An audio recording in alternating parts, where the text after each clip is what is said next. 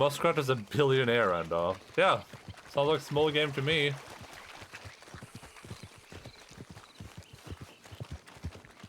I hunt billionaires like that on the download IRL. ASAP Rocky. For real, for real.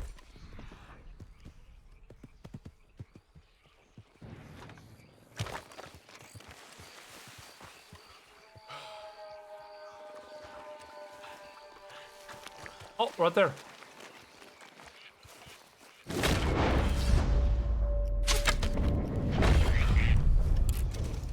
Nice.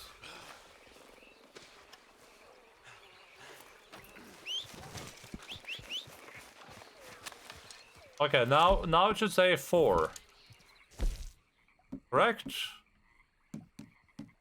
Alright, halfway there. Just gotta not mess this up now.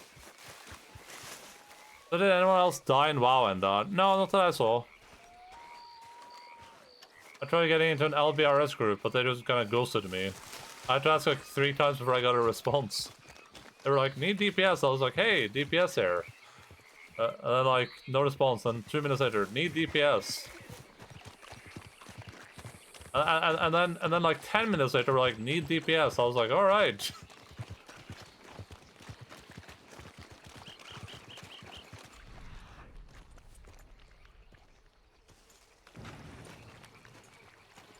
When I boink those papers into a mailbox, I will go, wahoo, wahoo, wahoo.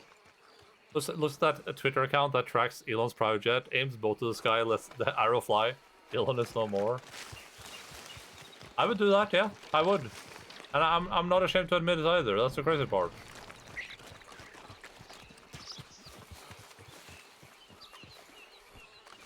Oh, that was sick! Ah! Get off him! What the hell? Stupid muskrat.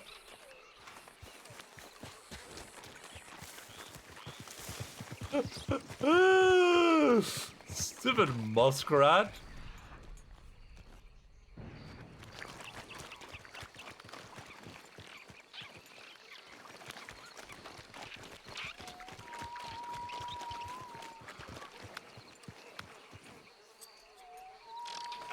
Ah, can you stop? Oh, shit. Am I gonna get rabies? Need DPS, not Hunter, yeah. I mean, the answer was that they had a Hunter, but I got an answer eventually. It was just like, just be like, hey, yeah, we got a Hunter. I mean, I'm not gonna stop asking if they keep saying need DPS, right? I'm not gonna be like, well, I guess they don't need me. I mean, I wanna go there. No, I didn't do any story yet. We did the wagon challenge and the scavenger challenge, and then I decided to start looking for a small game to kill while also looking for Lady of the Night, whatever that's called again, Blossoms. And that's pretty much what we've been doing the entire stream. Still have not found Lady of the Night Blossoms. But we are a decent part of the way. Is that anything that'll come bite me? Oh my god, it's chasing me! What the hell? We are a decent part of the way to getting this scavenger, or this kills for small game, whatever thing, I don't know.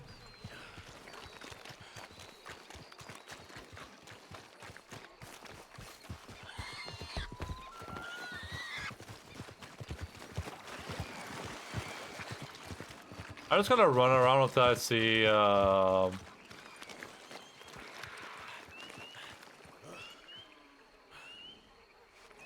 was I see a snake or a bullfrog, I think.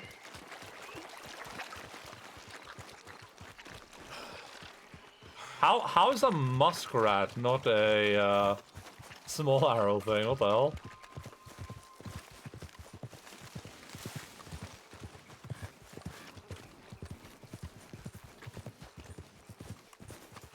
I don't see how the snake is, but the muskrat isn't.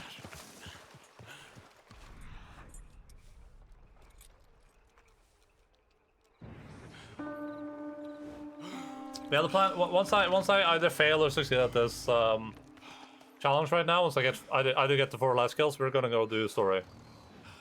That's the plan anyway. Oh.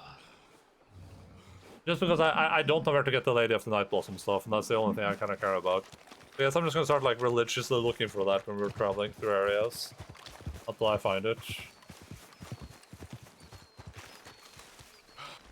Oh.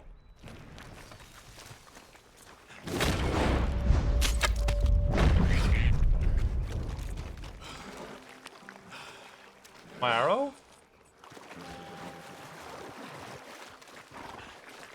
Oh man.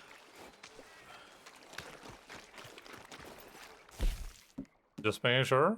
Alright. 3 more.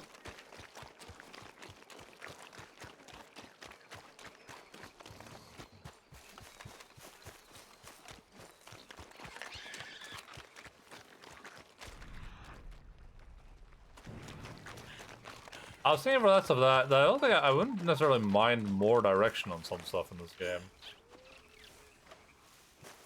Like on the dinosaur bones, for instance, just like are the dinosaur bones anywhere, or are they like in a specific area? Getting to know stuff like that could be kind of. I don't think I would mind that. Or being able to like go ask for hints or something. But for some stuff, random like townspeople will give you hints. They'll be like, "Oh yeah, I heard there was a thing happening up in this area," and you can be like, "Oh cool, let me go take a gander at that." And I'm turning into them and say like, "You know, I heard there were some cave paintings up in the Yamahi Mountains." They're like, "Oh, you want the direction for the Lady of the Night Orchid?" I don't think they can build. No, I'm fine for now. If I don't stumble upon it eventually. My big worry about like what I'm the reason that I want to try to like do side story, main story, side story, main story is kind of like I don't want to be towards the end of the game and then I do this with help and then it's like, oh, here's part 2 and like the dinosaur bone, here's part 2. That's kind of what I'm worried about. I don't think there's going to be a part 2, maybe with this one, because this one feels like it might have more. I don't think this dinosaur one will have anything more though. Yeah.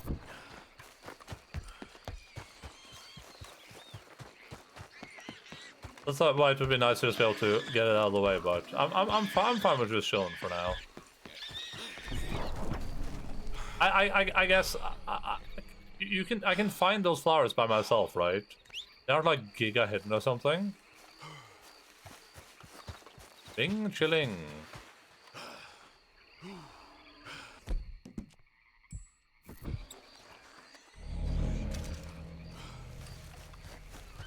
An owl? Oh, that's cool. Hurricane, nice.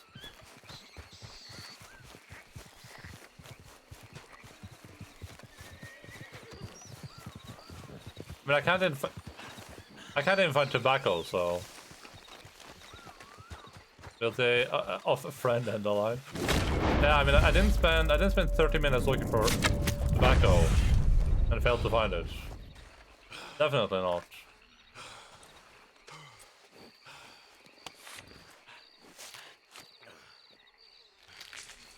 Couldn't be me.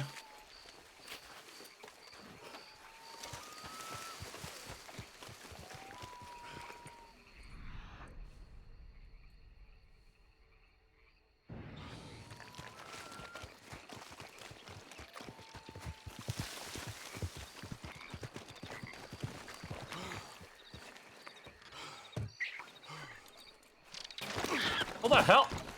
What the hell? What the hell? Oh my god. That muskrat was not messing around, dude. That guy was mad. He was not happy with me.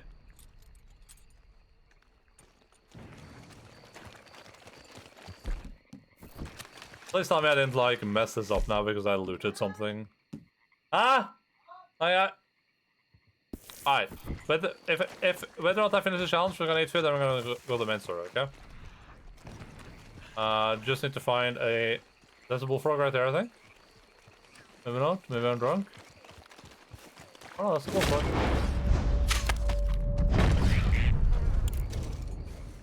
There's a toad. Oh, that's not a toad!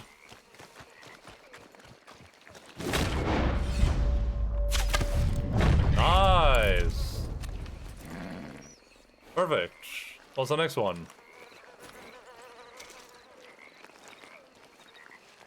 Come on. Craft a homing tomahawk, improved tomahawk, volatile dynamite, and volatile fire bottle. Oh. That was not too bad. Slow it up. Homing.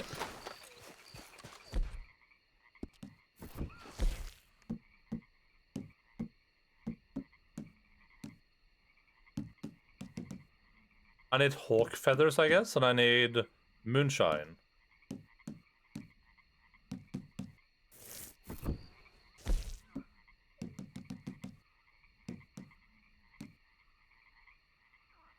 Oh, I gotta kill a single throwing knife on mountain enemies. I forgot about that. I gotta kill mounted dudes with throwing knives. Homing improved, volatile, and dynamite and fire bottle. Okay, well, that dynamite is what I'm looking for. Dynamite volatile. Okay. I just gotta make one of these.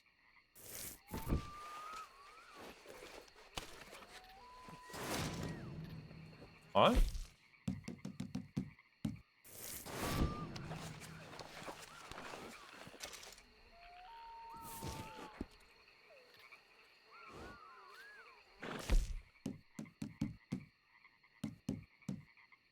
So, fire bottle volatile and then they improved tomahawk, I think?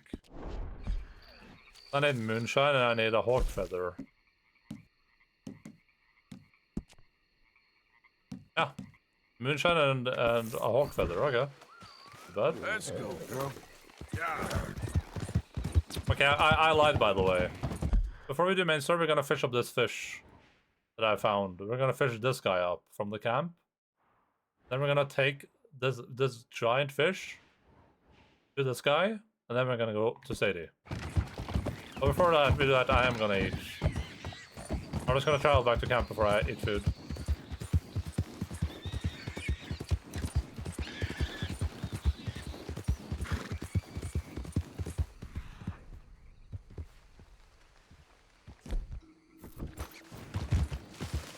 Just casual looking for some lady of the night orchids. I can never get the game to start. This sucks. This game? Yeah. Are we getting any errors or something, or what's happening?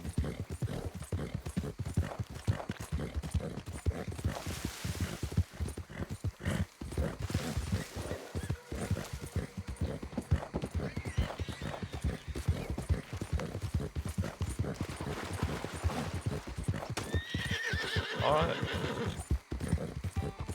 Freeze that startup. Oh yeah, that sounds not fun.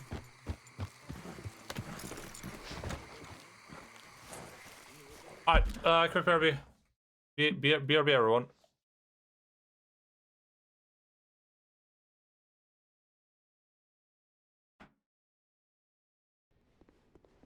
And say, Yaku's, second.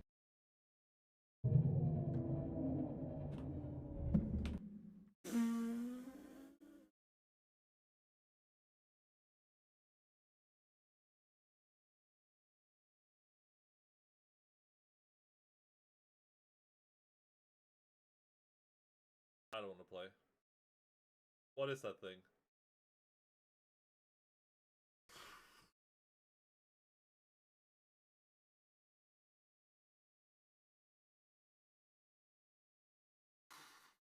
That just spawned in. Dragon Leviathan, okay. That just like spawned in.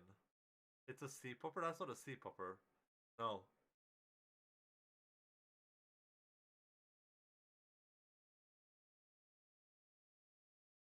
I hate it.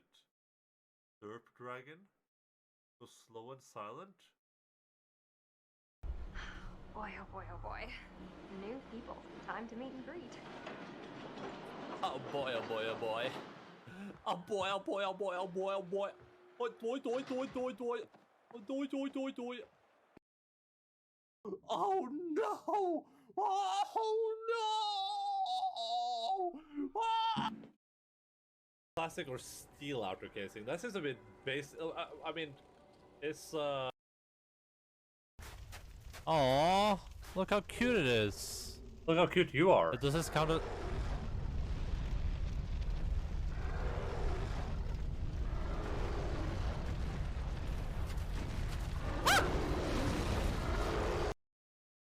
Nice. Oh my god. Good clip. Good clip, Endaline. I can't really help you with your freezing problem. I've had very few problems with the game. It hasn't crashed on me yet. I had a problem with it not starting, but that was because I wasn't logged into the Rockstar launcher, whatever it's called. I'm gonna eat some food though. We're gonna watch something on YouTube while I consume some food, some sustenance. Let's see here. What are we looking at today?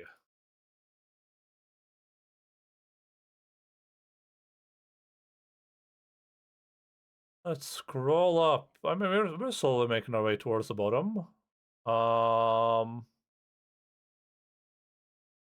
Okay, I'm not watching this Kimber. 2-hour video filled with copyrighted content, but I will save this for later. Why Coke at McDonald's tastes different by Dualius? An 11-minute video, perfect. Here.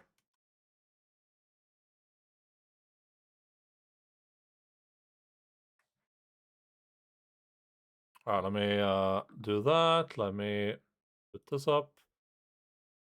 If you're one of those people who All right, watching why Coke at McDonald's tastes different by a weird history food.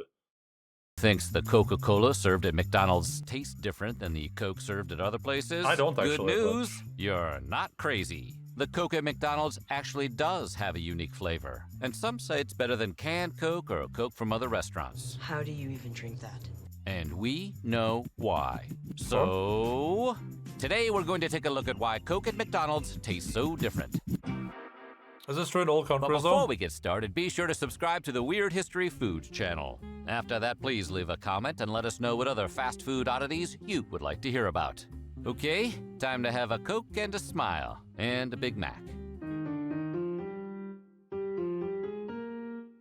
McDonald's and Coke was a match pretty much everyone, but health food advocates, agree was made in heaven. The relationship actually goes way back to 1955, when Disneyland was first opening in California.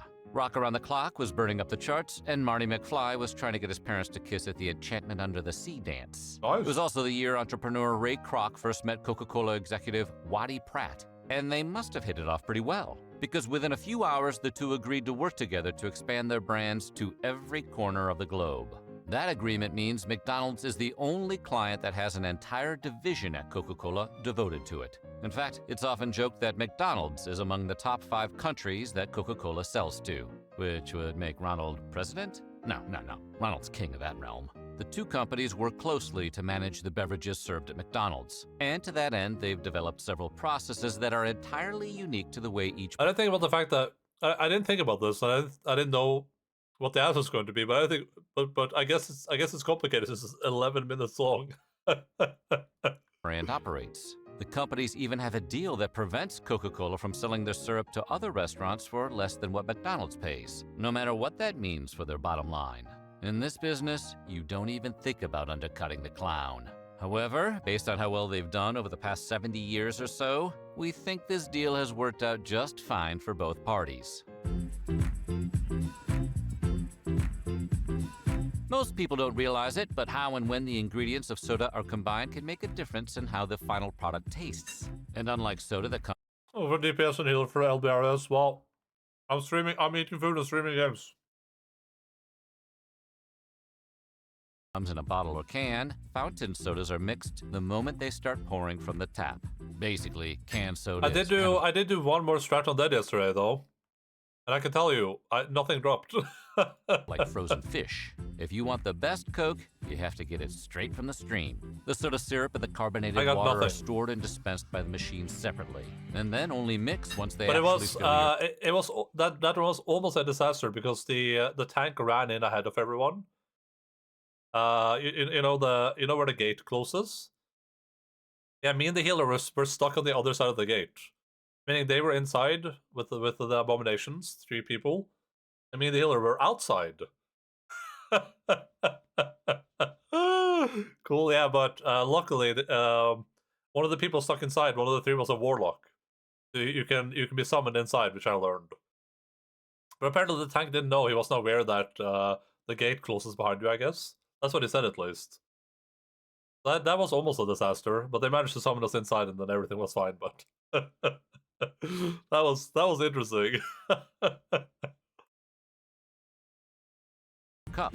This makes the taste of fountain drinks, in general, different from the taste of pre-mixed sodas, and many believe it results in a fresher flavor, including McDonald's. Mickey D's has consistently worked to make their Coke products taste as fresh as possible, and managing their drink machines is a big part of that. The company has a set of strict guidelines for the restaurants that ensures consistency across their thousands of locations. Locations that don't meet the corporate standard. And that pack that got ass pulled when we were playing, that almost wiped the raid or the group. That same pack got ass pulled in that dungeon and almost killed some people. Have their managers taken out to a field and clubbed by the Fry Guys, we assume. McDonald's aims to make it so that no matter which location you're visiting, the Coke they serve will taste identical to the Coke at every other McDonald's in the world. It's an ambitious goal, and not one that all of their competitors have pursued. That's largely because of the amount of syrup and carbon dioxide those competitors mix into their Coke. I feel like people should just pull that group. I feel like I had 2 close calls in a row now. Just pull that group. Just give people room to move around. For example, some places deliberately put more syrup than is recommended into the mix in order to make their Coke taste sweeter. And while most companies usually have a standard recipe to work off of, individual locations may not always adhere to that standard. McDonald's, on the other hand, has always made a concerted effort to enforce their Coke standard, like Tony Montana. For the kind of people who notice such things, it definitely shows. Interestingly, McDonald's actually puts less syrup in their drinks than many other chains. What? A small Coke from McDonald's contains 40 grams of sugar, but over at a place like Panera Bread, you'll be served a Coke with as much as 67 grams of sugar in it. That's a fairly significant difference. Why? Well, presumably because Panera realizes it's just nowhere near as fun as McDonald's, so they're reaching for any advantage they can get. And the debut of their Panera burglar mascot went over like a lead balloon. But more importantly, McDonald's has managed to determine the exact ratio of syrup to put into their Cokes in order to capture that unique taste that they believe their customers love. And they're not going 1 gram of sugar over. Come on, they've already got the play place. They don't need to convince you they're fun. Okay. Mixing the ingredients of a soda is a lot more complicated than it seems. Even slight differences in syrup ratio, drink temperature, or carbonation levels can drastically affect the taste of fountain Coke. But McDonald's ain't having that. Over the years, they've gone to great lengths to ensure their Coke meets a certain standard. They even account for the effect that melting ice can have on flavor. Seriously, these people spend a lot of time thinking about soda. Do Coke sommeliers exist? If they do, McDonald's has several on the payroll. But as anyone who's ever drank a Coke before can tell you, melted ice absolutely affects the flavor. As the ice in the soda melts, the water begins to dilute the syrup ratio in the cup.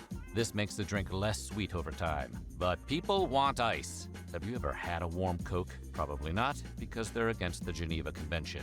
So, McDonald's adds just enough extra syrup to reduce this effect. Practically speaking, this means that your first sip of McDonald's Coke is going to be a little sweeter than your fifth. Okay. The drop-off is designed to be as invisible as Grimace's zipper. The chain also pre-chills its syrup before it's mixed into your drink. This is critical, not only to prevent dilution, but also to keep the soda carbonated longer. Carbonation decreases.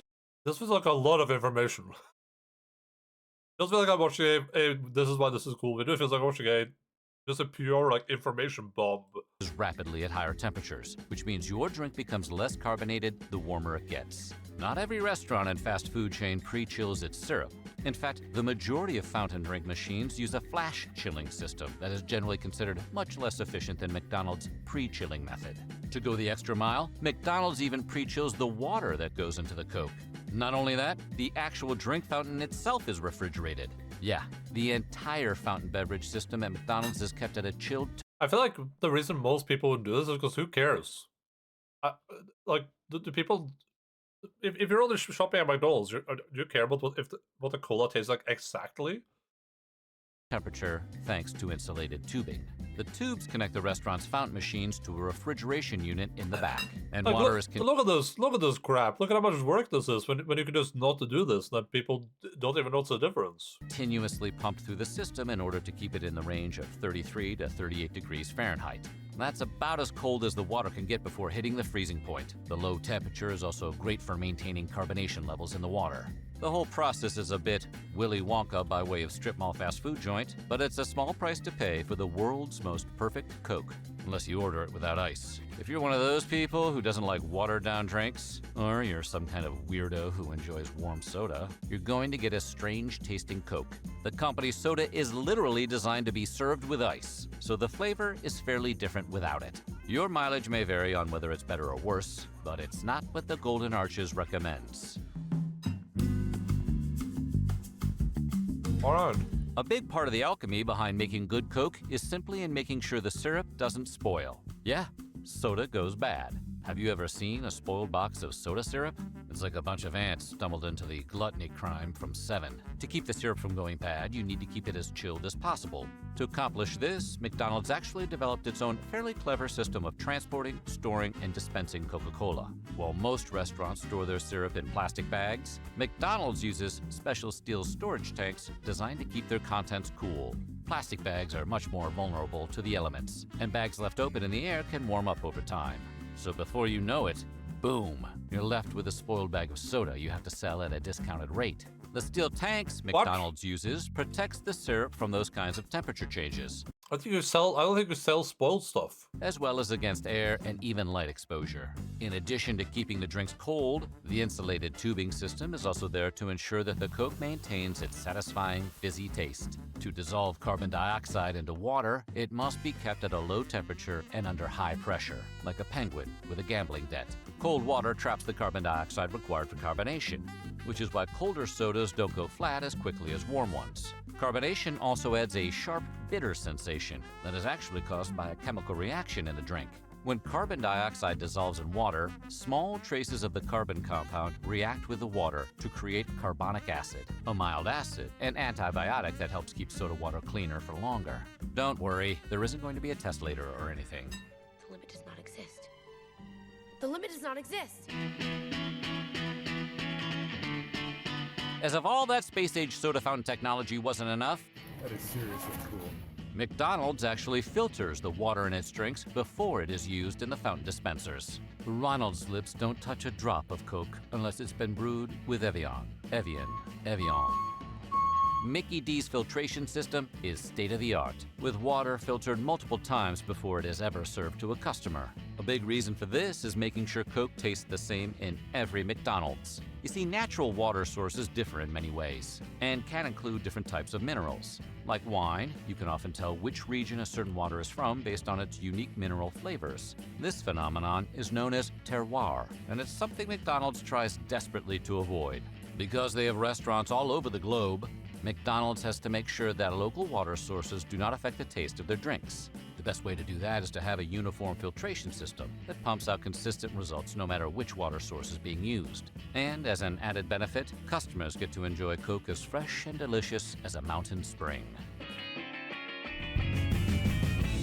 Ever stop to consider whether the straw you're using changes the taste of the drink you're drinking? Well, McDonald's has. Its straws are a little bit wider than the industry standard, Jesus. so that customers can enjoy bigger sips. They claim this embiggened straw ensures that Coke can wash over your taste buds more efficiently, which may be true, but straws also play another important role. Straws are designed so that sippers are always drinking from the bottom of their cup, and there's a reason for that. Over time, the water and syrup start to separate into different layers and spoil the taste. The bottom of the cup is where the syrup and water are most thoroughly mixed, and every sip helps you mix it a little bit more. You're technically doing a little bit of work for McDonald's every time you take a drink, which is okay. In lieu of back pay, we'll accept a shoebox full of chicken nuggets, please.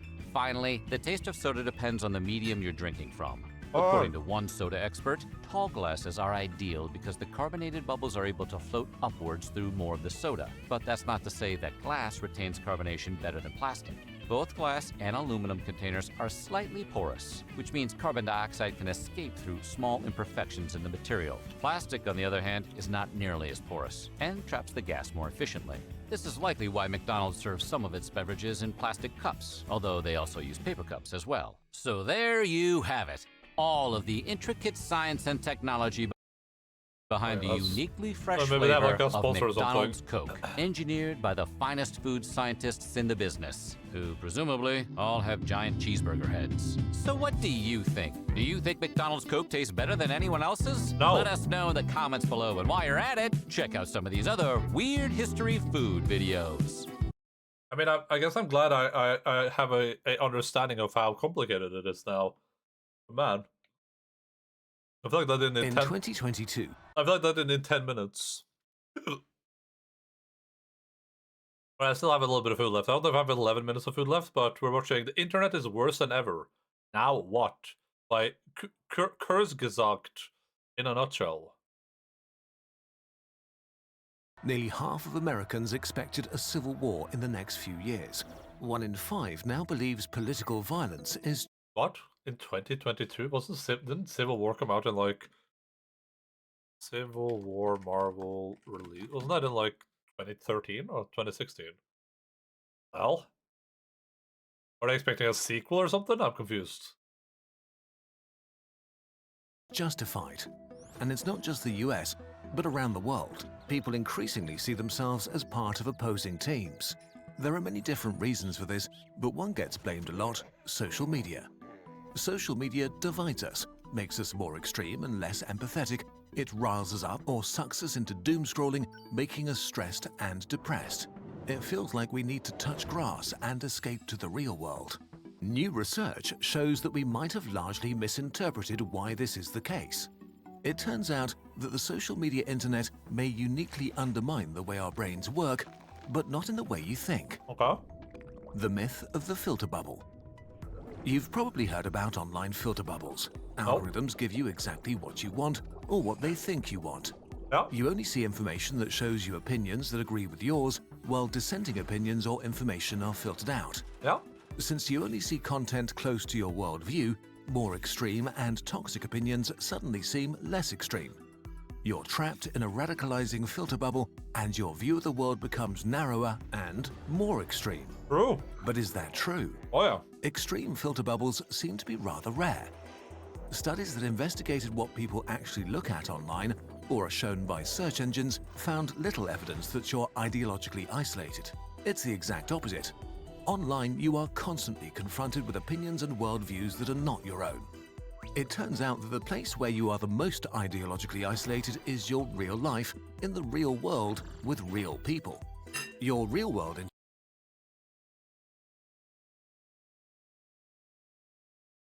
Listen, I'm not gonna contradict this study, but I feel like depending on the wording there, that can be a little bit weird.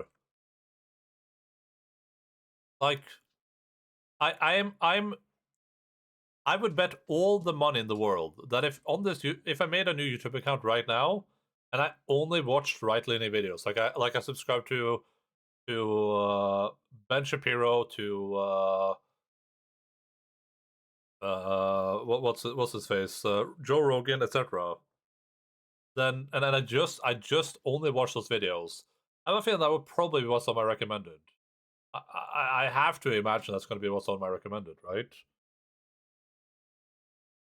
At least in my experience, that's how the recommended works. Like the videos here make sense based on what we look at. I think for the most part. I don't know how this ended up here, but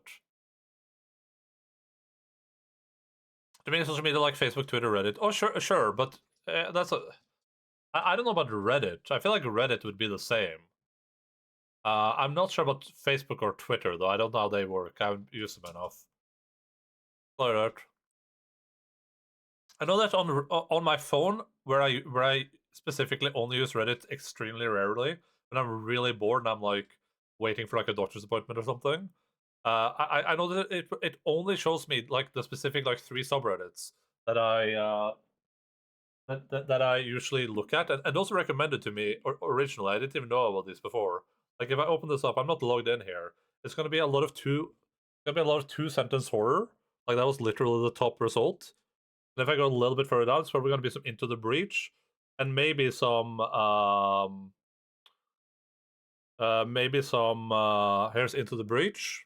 That was 3 results down, and maybe some Black Company. There's another two-sentence horror, just 2 results below that.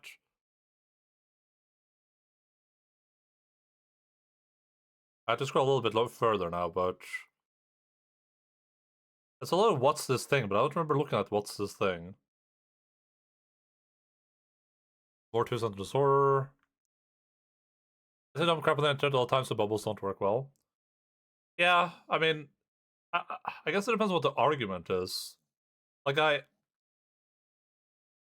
what's this thing? Oh my god.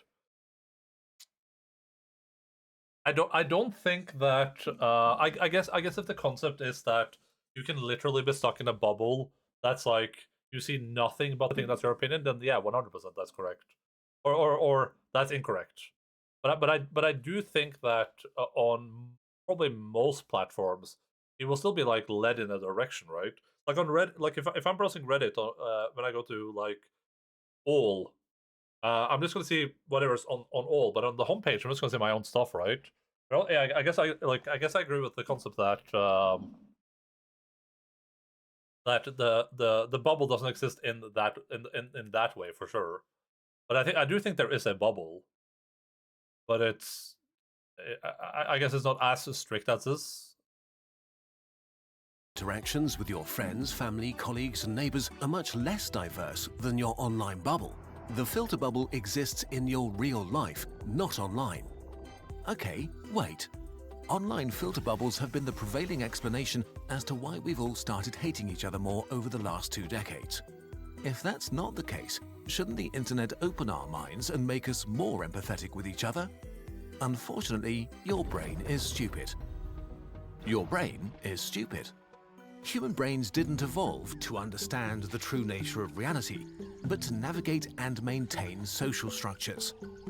Our ancestors desperately needed each other to survive, so our brains had to make... Are we gonna do... Is it fake news then? Is that where we're going with this? Because that would make sense. Sure we cooperated.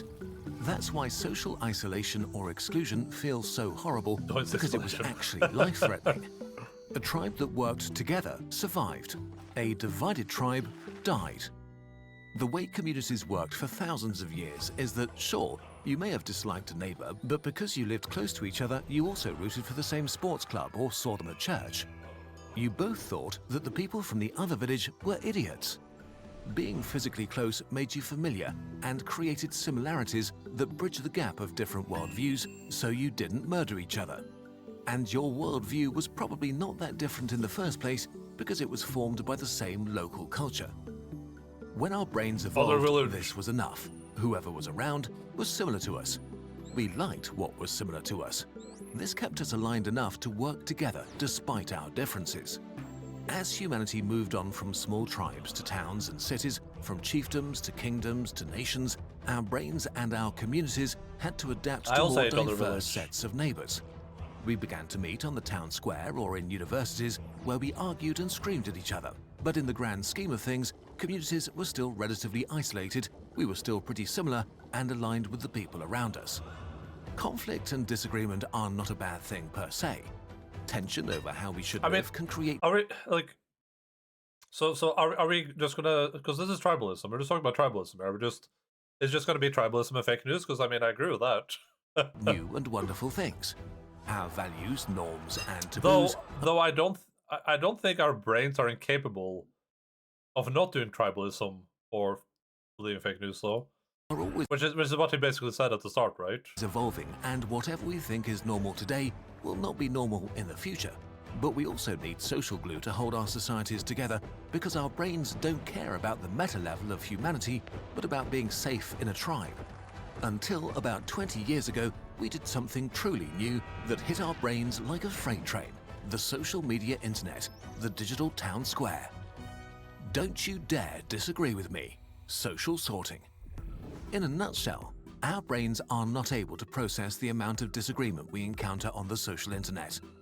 The very mechanisms that made it possible for our ancestors to work together in the first place are derailed in ways we were not prepared for. Whether you want it to or not, your brain sorts people by worldviews and opinions into teams. This is not simply tribalism, it goes further. Researchers have called this process social sorting. On the digital town square, you encounter people that express opinions or I agree with everyone, yeah, or I just don't care for disagree. share information that clash with your worldview. But unlike your neighbor, I they call it don't root for centrism, your nice. local sports club. You're missing the local social glue your brain needs to align with them. For your brain, the disagreement between yourself and them becomes a central part of their identity.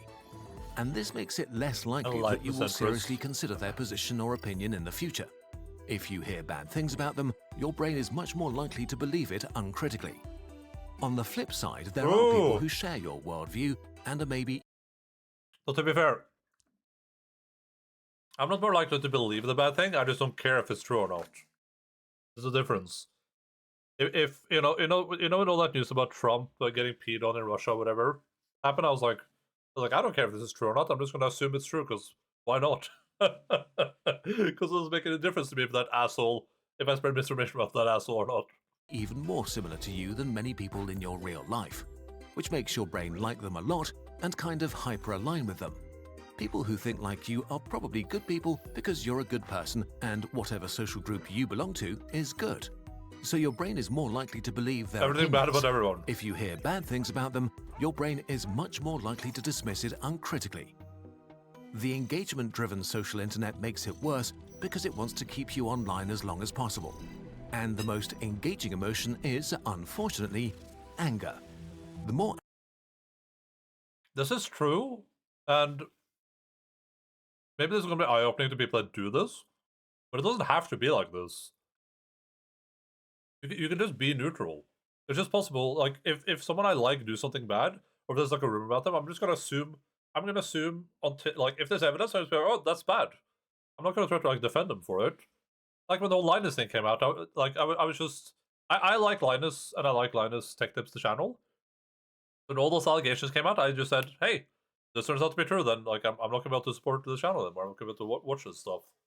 But, like, it was not substantiated, so I'm just gonna assume that there's no facts there, so what am I gonna do, right? But if it had turned out to be true, I wouldn't have been like, I don't know, guys, I mean, Linus probably had a good reason to do that sexual harassment or whatever. If you say one thing I disagree with, I unsub.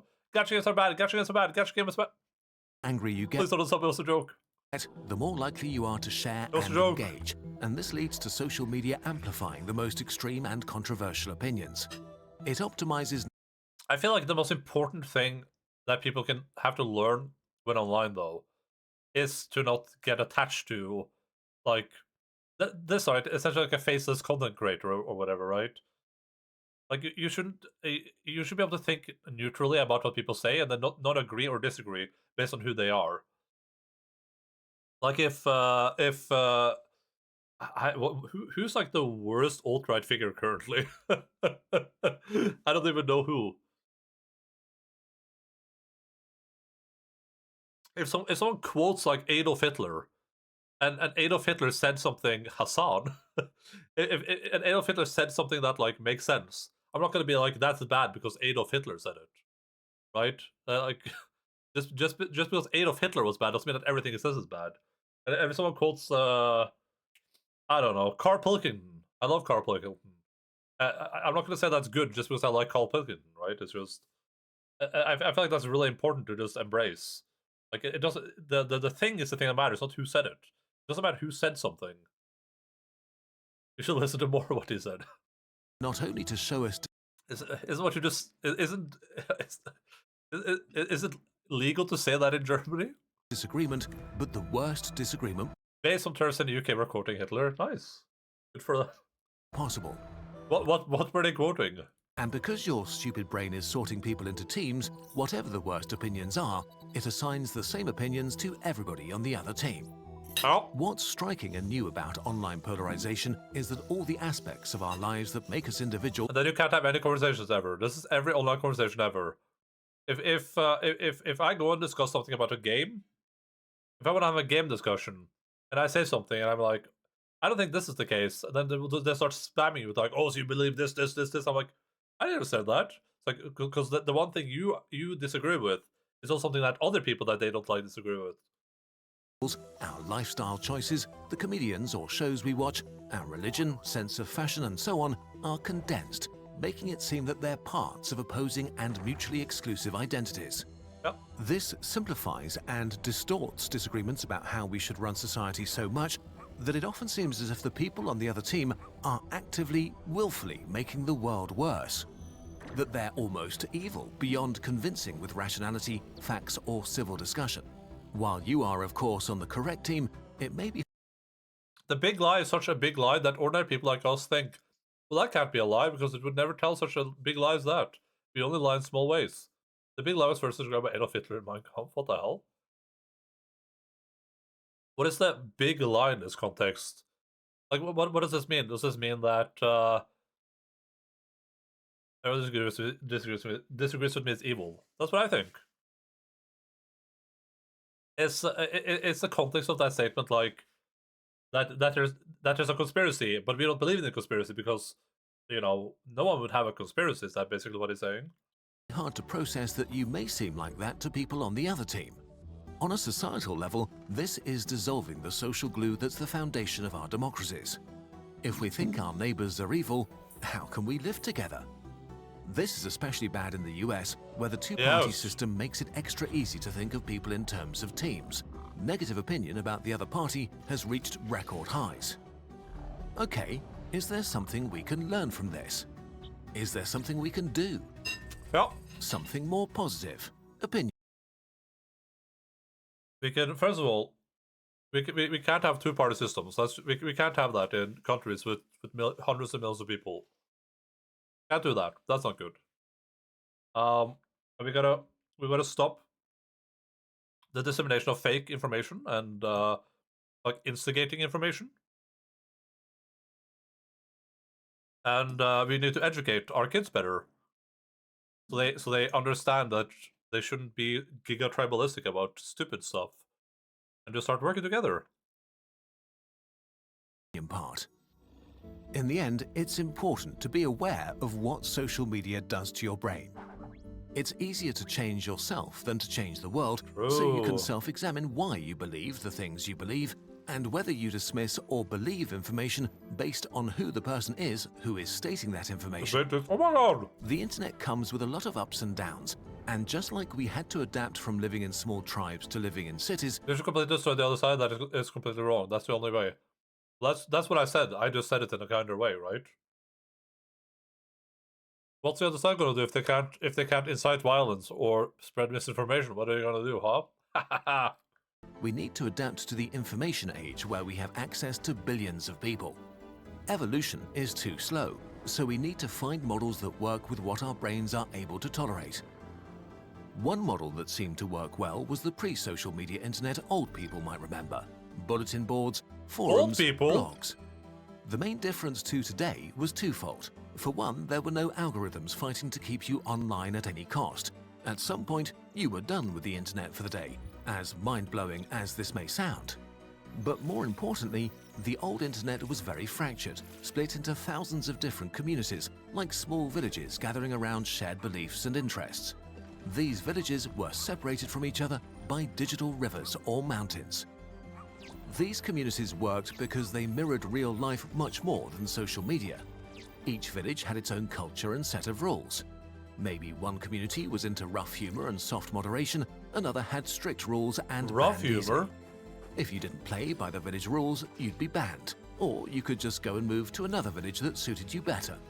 So instead of all of us gathering in one place, overwhelming our brains at a town square that in the end just leads us to going insane, one solution to achieve less social sorting may be extremely simple.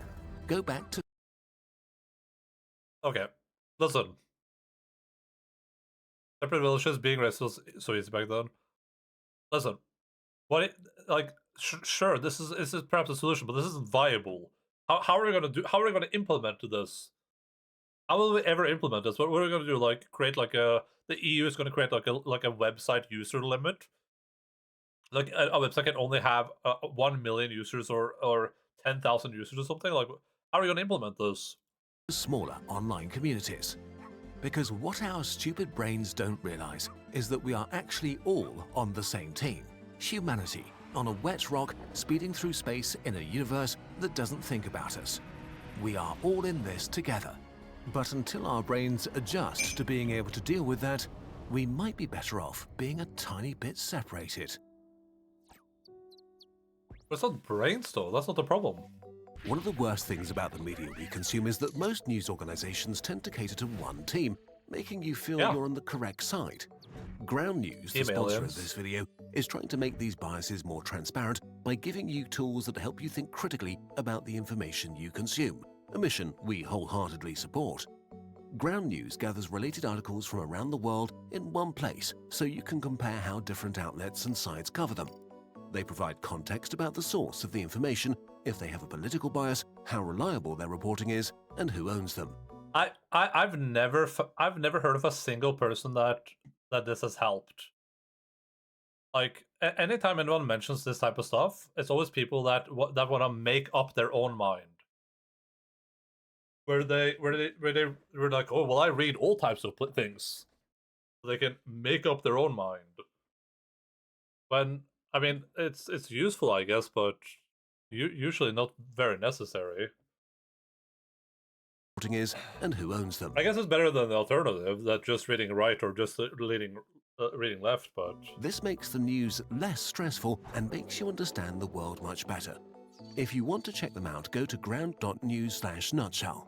If you sign up through this link, you'll I think I would say if you're the type of person that like feels like you need this, then maybe you shouldn't be reading news articles.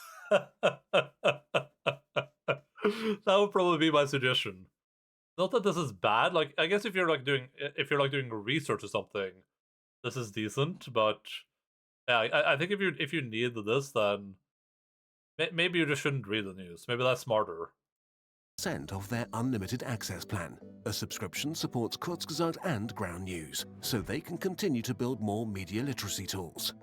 Our favorite tool has a personal background. In 2018, Kurzgesagt founder Philip, who wrote this video, was going through chemotherapy and was intensely bored, so he ended up reading all the big German newspapers, even the ones he hated, front to back, every single day. Aside from the obvious biases, what was the most shocking were the stories each side did not talk about. Both sides ignored things that are inconvenient to their worldviews. Yes. The Ground News blind spot feed highlights this exact thing, showing you news stories that are heavily covered by one side of the political spectrum and ignored by the other. So check them out at ground.news/nutshell to make sure you're seeing the full picture.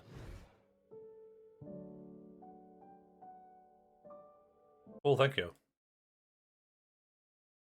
You guys want to see? You guys want to see what pure, unadulterated hunger looks like? At the doggo, I'm gonna do something much different than that.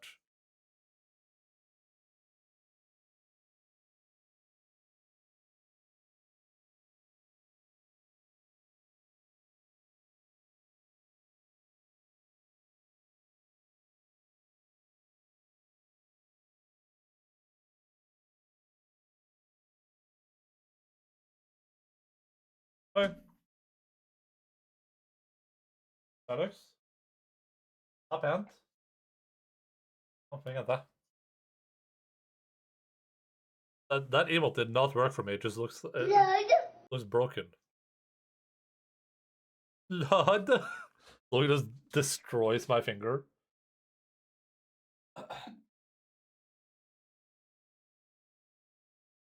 Here, let me pet the doggos. Pew, pew, pew, pew, pew, pew, pew, pew, pew, pew, pew. Petting doggos time. Fix that. Fix. Come on again. Fix that. That. Come on. That looks, come on. Fix that. Oh, okay, come on. Here we go. Oh. Oh god, I was going to say something about this video, but I completely forgot what I wanted to say. I don't remember. I had some salient points to make at some point. I wanted to conclude this video with. I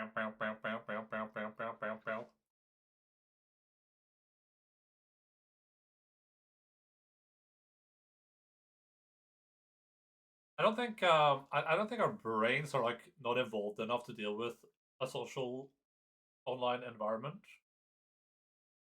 And I don't think I don't think it comes down to like whether or not you have the brain power. I just think it comes down to having a lot of different cultures that have a lot of different values that essentially mix and match and then kind of discuss very, very nuanced subjects where I don't know where most people probably don't even have the like the tiniest amount of knowledge about the stuff they're talking about to begin with. They're kind of discussing stuff that's completely outside their I don't know if you call it like educational level or whatever. I think the best and easiest solution to this. Well, I don't think there is any realistic solution because well, we have the EU, so technically there is a solution.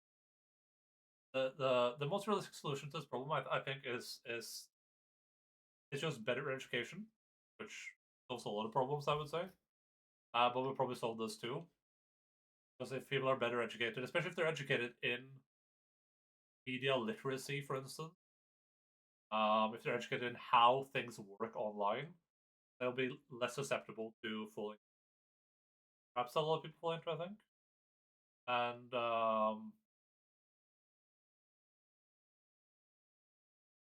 I think the second part is just to stop.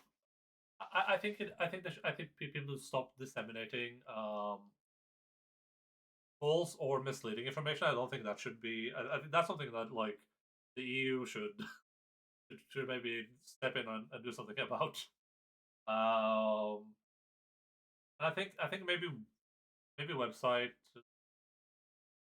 social media websites, particular, but maybe just not be allowed to post news. Like maybe you should be allowed to post news on like Facebook, unless you're like a news agent or something. I don't know. I feel like the biggest way people get radicalized online or whatever is probably through like headlines. They'll just read a headline. They won't even click, and the headline will be something crazy since they won't even read any more information on that. I think you go pretty far away by just like not giving political stuff to people that aren't necessarily interested in politics, I guess. I mean, that's kind of a problem with YouTube. I mean, we talked about this before, and I talked about this during the weekend too. It's like the way YouTube would just like randomly recommend you. For me, it's almost exclusively like right leaning political videos. So the way it kind of just shows up in my short stuff, I think that's really bad. I don't think that should show up there at all for anyone. The same with like left leaning stuff. Like I don't think anything political should come to you on YouTube unless you like opt in for it. That would probably be the biggest change that I would personally go for. Maybe the most realistic one. Just like make all like political news on social media just like an opt-in thing. That could like actually work, I think. But there's no actual realistic solution to this because the internet is global, but the laws that govern the internet aren't really necessarily global, and the different ways that people are treated on the internet, depending on where they're from, isn't global. So it's a global problem that has to be solved globally. Is that every country that uses the internet would have to essentially agree on some set of rules or legislation, or you would have to do something giga drastic like create like the internet 2